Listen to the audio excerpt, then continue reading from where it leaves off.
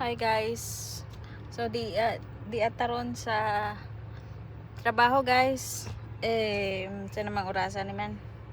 Alas 12:48 sa udto. Nagmatap ako guys 4:45 in the morning. Tapos nag-drive mi mga alas 6:10 nag-drive na mi, hawa na mi sa balay. Alas 6:45 na nako sa work guys. Ay pagkabuntag mga 5:30 in the morning nakuan na tungod sa nag-drive. Mga 5:30 in the morning breakfast nami guys sa balay. Tapos after 6:10 naglakaw nami. Nya karon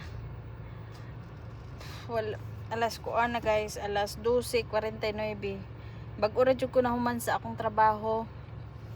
Break time na nako guys, break time na ako mga kuan pa mga may break time mga 10:30.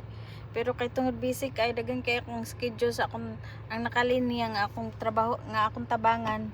Wala na ako naapas bisag mo inom tubig wala ko. Kay na ako'y bag diri guys, pwede ra ko magkaon sa car pero di ko ganahan nga magkaon sa car ba kay kanang puro good hygiene ang akong trabaho nya kanang murag hugaw kaayo dili ko kapang hinaog tarong ba nya maari ko sa sakyanan nya bisag kinsa rin gamit sa sakyanan nya bakterya ba murag di ko ganahan mo inom tubig, di ko ganahan mo mukaon. Ako na lang giagwanta karon maura pa jud paghuman sa akong trabaho guys. Mag break time na ko lunch nya ang akong mata katalugon nya ang akong lawas nangitag tubig nangitag pagkaon kay gigutom na jud ko. Maong mag-video sa akong kadiyot kay para pawala sa kakapoy. Mag-drive na ko guys kay moadto na ko sa among office.